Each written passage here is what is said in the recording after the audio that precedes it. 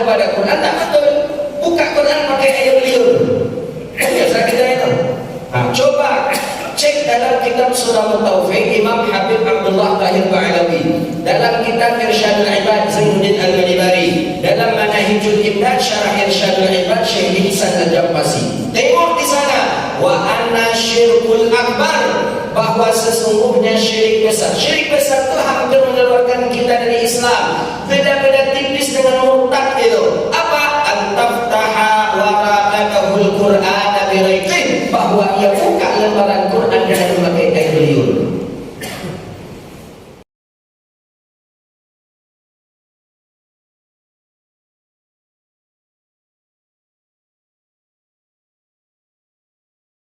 Assalamualaikum warahmatullahi wabarakatuh. Alhamdulillahil wahibil 'atiyah, wassalatu wassalamu ala khairil bariyah, sayyidina wa nabiyyina wa habibina Muhammadin ibni Abdillah wa ala alihi wa ashabihi wa man tabi'ahum bi ihsanin ila yaumil qiyamah. Subhanaka la ilma lana illa ma 'allamtana innaka antal alimul hakim. Rabbi yassir wa la tu'assir ya Rabbi tammim bi khair. Kita memuji Allah dengan mengucapkan kalimat alhamdulillahirabbil alamin. Allah izinkan kita, Allah takdirkan kita bisa duduk di rumah Allah ini melaksanakan salat fardu zuhur insyaallah yang kita laksanakan berjamaah. Mudah-mudahan yang kita lakukan hari ini diterima oleh Allah Subhanahu wa taala dan diberi pahala dengan pahala berlipat ganda. Amin ya rabbal alamin. Salawat dan salam kepada Nabi yang agung, Nabi yang mulia, Sayyidina Rasulullah Muhammad sallallahu alaihi wasallam. Allahumma salli wa sallim ala Sayyidina Muhammadin wa ala alihi wa sahbihi ajma'in. Salawatu Rabbi wa salamuhu alaika ya Sayyidi ya Rasulullah. Bapak Ibu hadirin yang dirahmati Allah Subhanahu wa taala. Hari ini kita sudah berada di malam yang ke-18 insyaallah nanti malam tadi malam yang 17 Ramadan. Ma'ruf dan masyhur di beberapa kitab-kitab tarikh dan sejarah serta kitab-kitab ahli tafsir atau yang disebut dengan mufassir mengatakan nuzulul Quran itu turun di malam 17 Ramadan bil ittifaq. Ulama ada yang mengatakan di dalam bulan Ramadan itu adalah Ramadan yang ketika baginda Nabi sallallahu alaihi wasallam yang menjelaskan ayat Allah syahrul Ramadan alladzi unzila fihi al-Qur'an. Ramadan baru ada hitungan Hijriah, tapi Quran sudah diturunkan ketika Nabi berada di kota Makkah. Di mana kesepakatan ulama diturunkan di bulan Ramadan karena ayat Allah syahrul Ramadan alladzi unzila fihi al-Qur'an. Yang ulama berselisih pendapat adalah turunnya Al-Quran ini kepada Nabi Muhammad itu ketika dari Lauhul Mahfuz atau kepada yang lainnya. Bapak Ibu yang dirahmati Allah, sebelum Nabi Muhammad SAW diangkat menjadi seorang Rasul, Al-Quran sudah ada wujudnya. Di mana? Di Lauhul Mahfuz. Allah sendiri menukilkan dalam Al-Quran, bal huwa Qur'anun majidun fi lauhin mahfuz. Dari tempat yang tinggi lauhul mahfuz. Maka al-murtafi'. Kenapa tidak langsung diturunkan ke bumi? Sudah dicoba ditawarkan ke mana-mana. Ditawarkan ke gunung-gunung tak sanggup. Lau anzalna hadzal Qur'ana 'ala jabalin la'ra'aitahu khashi'an mutasaddian min khasyatillah. Ditawarkan ke gunung-gunung mereka, ditawarkan ke bumi-bumi pun hancur. Tak ada yang mampu menerima Al-Quran. Maka Al-Quran terhenti tetap di Lauhul Mahfuz. Kata Imam Suyuti rahimahullahu ta'ala dalam Al-Itqan fi Ulumul Quran, karena di Lauhul Mahfuz itu terhentinya Al-Quran dan tersimpannya Al-Quran di dalam itu, maka ketika Nabi Muhammad diangkat menjadi seorang Rasul, barulah diturunkan Al-Quran. Ini Al-Quran diturunkan kali yang kedua. Kemana? Baitul Izzah. Baitul Izzah ini di mana? Langit dunia. Kata Imam Suyuti, yang Baitul Izzah itu mana dhara fi ainin. Apa yang engkau pandang hari ini di langit oleh matamu, itulah yang bernama langit dunia. Mata kita sanggup memandang yang biru-biru yang ada di langit, itulah langit dunia. Apakah itu langit yang Kalau tafsir tidak. Itulah langit dunia. Langit dunia mata sanggup memandang itu. Dari situlah Quran. Maka langit ini tinggi, jauh dia. Kalau yang dokter itu langit-langit itu dokter jiko dia. Kalau langit jauh dia. Dari langit itulah sama dunia Baitul Izzah diturunkan kepada Nabi Muhammad sallallahu alaihi wasallam. Itulah mula nuzul Quran di dalam bulan Ramadan. Jadi bukan dari Lauhul Mahfuz, tapi dari Baitul Izzah turun ke Nabi Muhammad. Itulah di malam 17 Ramadan, di bulan suci Ramadan. Al-Quran kitab yang sangat mulia. Dibandingkan dengan kitab-kitab yang lain, Quran sangat mulia. Saking mulianya Al-Quran, boleh kita pikirkan sejenak tentang Quran. Ayat Allah Subhanahu wa taala mengatakan la yamassuhu illal mutahharun. Tak boleh menyentuh Al-Quran kecuali dalam keadaan bersuci. Dalam mazhab kita Syafi'i, wajib hukumnya orang yang menyentuh Al-Quran mesti dalam keadaan berwudu. Kalau tak berwudu, haram hukumnya bagi dia. Maka itulah suatu ungkapan yang disebutkan oleh Nabi, lu'inal Qur'ana li sahibih. Al-Quran itu melaknat si sahibnya. Siapa si sahibnya? Orang yang membacanya. Bisakah orang yang membaca Quran kena laknat? Macam mana pula orang membaca Quran itu ibadah? Bisa. Kenapa mereka dilaknat? Karena tidak ada adab terhadap Al-Quran. Maka orang tua-tua kita dari dulu mengajarkan adab itu lagi kepada kita. Diajarkan adab, buka Quran pelan-pelan.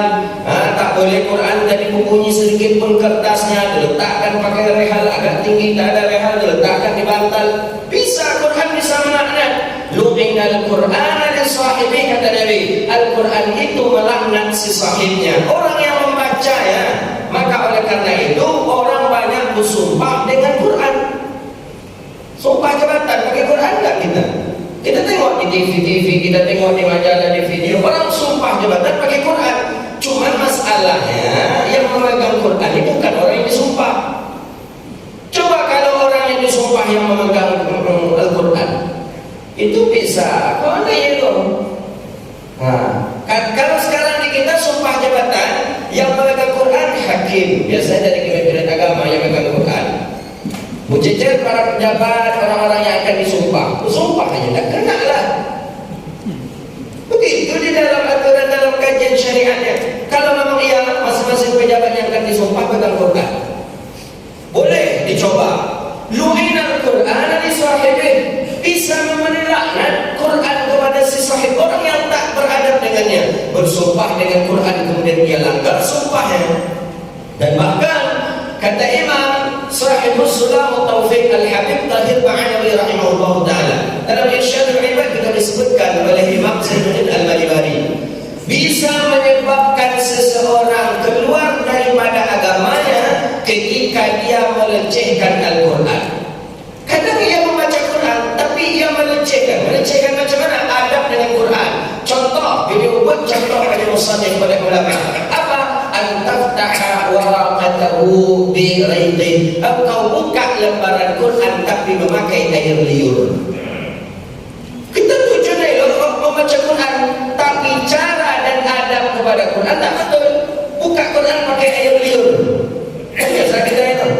Coba cek dalam kitab Surah Taufiq Imam Habib Abdullah Tahir Ba'alawi, dalam kitab Irsyadul Ibad Zainuddin Al-Malibari, dalam Manahijul Imdad Syarah Irsyadul Ibad Syekh Ihsan Al-Jabbasi. Tengok di sana, wa anna syirkul akbar, bahwa sesungguhnya syirik besar. Syirik besar itu hampir mengeluarkan kita dari Islam.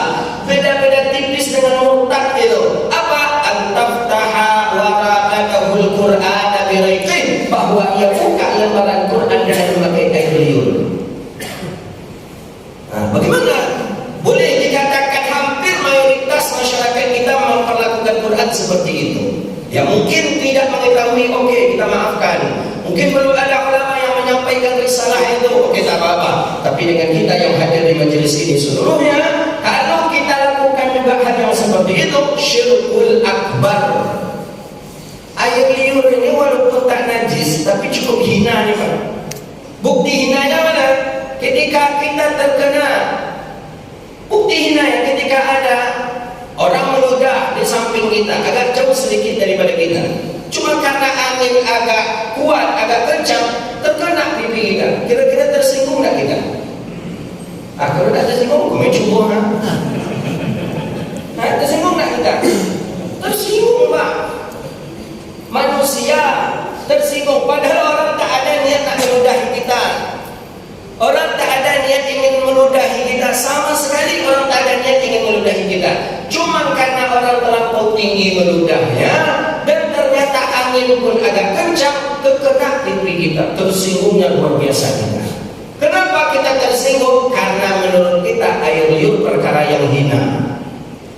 Bagaimana dengan kitabullah? Bagaimana dengan Al-Quran?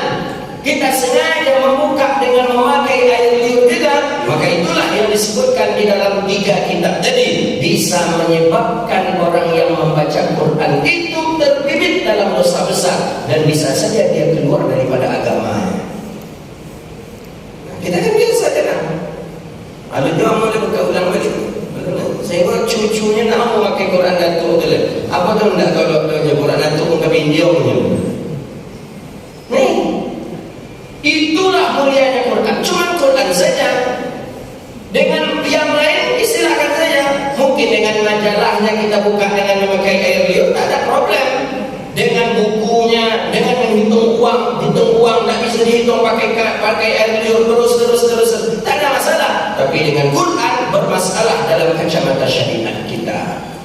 Itulah mulianya Al-Quran. Maka oleh karena itu, Al-Quran adalah kitab suci kita. Quran adalah kitab yang paling agung, dan Al-Quran itu juga adalah syafaat.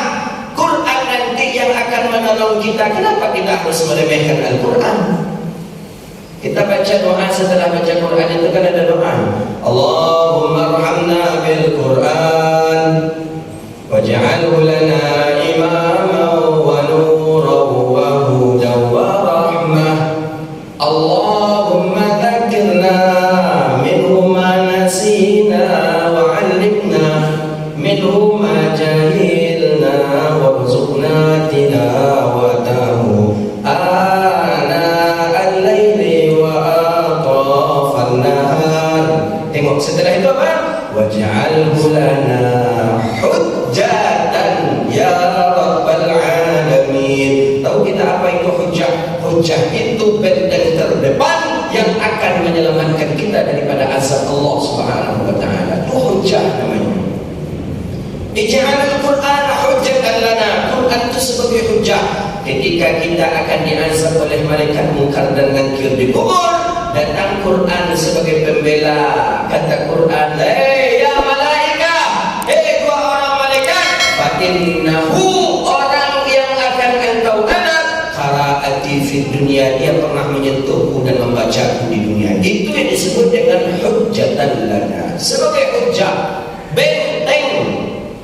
Takkan diazab kita di dalam kubur, tak diazab kita di dalam neraka, karena disebabkan ada hujjatan lana ya rabbal alamin. Maka mungkinkah kitab yang kita jadikan hujjah itu kita sepelekan? Mungkinkah kitab yang akan kita jadikan hujjah itu kita anggap biasa saja? Maka oleh karena itu, Al-Quran kitab mulia, dan tinggikanlah adab kita kepada perkara yang mulia. Baca kitab namanya At-Tibyan, sudah ada terjemahannya, itu bagus sekali. At-Tibyan fi adab hamlatil Quran. Tengok adab-adab dalam Quran. Kita adab-adab kita banyak sekali yang salah. Tengok dalam At-Tibyan itu, di antara adab kita terhadap Al-Quran, tak boleh kita untuk mengedepankan kaki, menselonjorkan kaki, mewujud kaki kepada Quran, tak boleh. Quran ada di hadapan kita, menunjukkan kaki kita. Lebih sama dan bahkan lebih parah daripada kita menunjukkan kaki di depan ibu bapa kita. Wala taj'alul Qur'ana sunduqa. Tak boleh dijadikan Quran itu sebagai sunduk. Sunduk bahasa Arab, bahasa Arabnya sondok. Apa? Tempat simpan. Ada PT 5 juta, tapi dia ambil itu juga ambil Quran. Apa lagi? Surat-surat berharga. Anak takui bercerai jaminan itu supaya dia kasih sayang, letakkan di dalam surat Ar-Rahman, fotonya berdua. Haram itu tu. Nah, kita banyak yang kita langgar. Dan bahkan mestinya Bapak Ibu sudah, karena itu kitab yang mulia kita, boleh baca kitab At-Tibyan itu. Membuat kita biasanya kita memberi tanda kepada Al-Quran itu, kita lipat. Itu buka, cek dalam kitab At-Tibyan itu tidak dibolehkan. Kita kadang-kadang kita dilipat itu, dilipat kertasnya itu dilipat. Itu kata beliau apa? Termasuk bagian daripada kurang adab kepada Al-Quran. Kita hampir mayoritas daripada kita setiap setelah baca dilipet. Kadang digulung-gulung karena begini. Tak boleh. Ada tanda. Benar itu gunanya. Tanda baca itu gunanya. Jangan kita lipat. Baca kitab namanya At-Tibyan, tengok nanti di Gramedia ada itu. At-Tibyan fi adab hamlatil Quran, karangan Imam Nawawi. Hampir seluruh mayoritas pesantren-pesantren, universitas-universitas membaca kitab itu. Kemarin kita tengok sudah ada terjemahnya, karangan Imam Muhyiddin Syaraf Zakaria An-Nawawi. Judulnya At-Tibyan fi adab hamlatil Quran, agar kita ini lebih beradab kepada Quran. Kita baca Quran, rupanya bukan dapat syafaat, bahkan dapat laknat. Kenapa? Karena tak beradab kepada Quran. Kita baca, setiap saat kita baca, bolak-balik kita baca, khatam kita baca, rupanya bukan memberikan syafaat, bahkan melaknat. Disebabkan apa? Karena tidak ada adab kepada Al-Quran. Banyak lagi adab-adab dalam Al-Quran di dalam kitab At-Tibyan fi adab hamlatil Quran. Karena waktu yang membatasi kita, itulah kajian kita. Mudah-mudahan bermanfaat. Allah jadikan kita orang-orang yang beradab kepada Quran, dan Allah jadikan Quran memberikan syafaat untuk kita yaumil qiyamah. Amin ya rabbal alamin. Rabbana atina fid dunya hasanah wa fil akhirati hasanah wa qina adzabannar. Wa sallallahu ala sayyidina Muhammadin wa ala alihi wa sahbihi ajma'in. Walhamdulillahi rabbil alamin. Assalamualaikum warahmatullahi wabarakatuh.